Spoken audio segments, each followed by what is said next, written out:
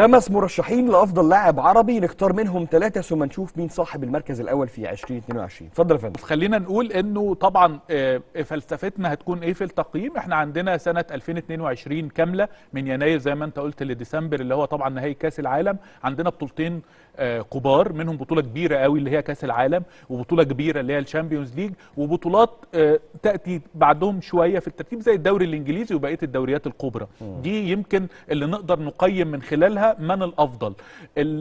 لو بتتكلم عن 5 لعيبه، طبعا ال5 كانوا مميزين، وممكن تضيف ليهم 5 6 كمان الحقيقه تالقوا سواء في الكاس العالم الشامبيونز ليج وفي الدوريات، لكن هم الافضل منطقيا اللي احنا اتكلمنا عنهم او اتذاعوا دلوقتي اساميهم. خلينا ناخد منهم 3 وبعدين نرتب. يلا بينا. ممكن نقول مثلا سفيان مرابط، محمد صلاح، ورياض محرز. اشرف حكيمي وسالم الدوسري عملوا يعني اداء رائع جدا، فاعتقد ان ال3 الاكثر يعني منطقيه لاختيارهم هم ال3 صلاح، رياض محرز، وسفيان مرابط.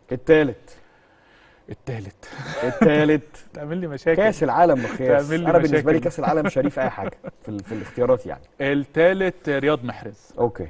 رياض محرز اللي فاكر يعني انه الحقيقه كان عامل موسم رائع جدا السنه اللي فاتت مع السيتي. ما صعدش مع الجزائر للمونديال، لكن عمل كمان تصفيات كانت رائعه جدا مع المنتخب الجزائري، مش بنفس التالق والاشعاع بتاع الموسم اللي فات، لكن اعتقد ان هو باذن الله هيوصل لفورمه الموسم اللي فات، فما ينفعش استثني رياض محرز بهذه القدرات. بيفرق في ايه عن حكيمي بما ان الثالث هو الحلقه الاضعف شويه؟ بص، اشرف حكيمي كان موجود في المونديال وكان ليه دور مؤثر، بس يمكن لو جيت اختار انا 5 لعيبه مغاربه في منتخب المغرب كانوا مؤثرين قوي في المونديال، مش هحط من ضمنهم اشرف حكيمي. معقول؟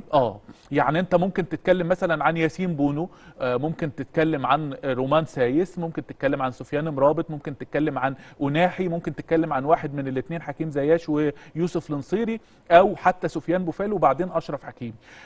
فاشرف حكيمي لعيب كبير. بتتك عليه شويه انت ولا؟ لا خالص، بالعكس، ده من اكتر اللعيبه اللي انا بستمتع بادائه. لا ما بدون نقاش، بس قصدي انه النصيري لما نروح للنصيري لا حكيمي كان ابرز. طب حكيمي ولا سفيان بوفال؟ انت سفيان بوفال كان بيعمل حاجات مش طبيعيه في الملعب.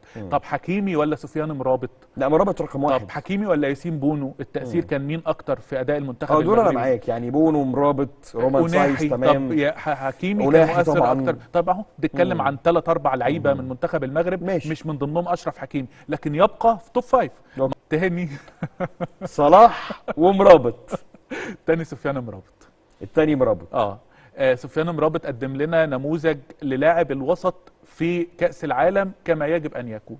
لاعب الوسط اللي بيقوم بكل الأدوار الممكنة، كل حاجة عملها لاعب وسط أو ممكن يعملها لاعب وسط عملها سفيان مرابط في المونديال، وبالتالي هو رقم 2. ليه صلاح رقم 1؟ صلاح رقم 1 لأن صلاح بغض النظر عن انه ما صعدش كاس العالم، لكن محمد صلاح في هذا الموسم او هذا العام اللي بدأ من يناير لحد النهارده بالارقام الفرديه مع ليفربول، بتاثيره مع ليفربول للوصول للمباراه النهائيه اللي هو كان احسن لاعب فيها بالمناسبه محمد صلاح، نهائي تشامبيونز ليج قدام ريال مدريد مع تيبو كورتوا.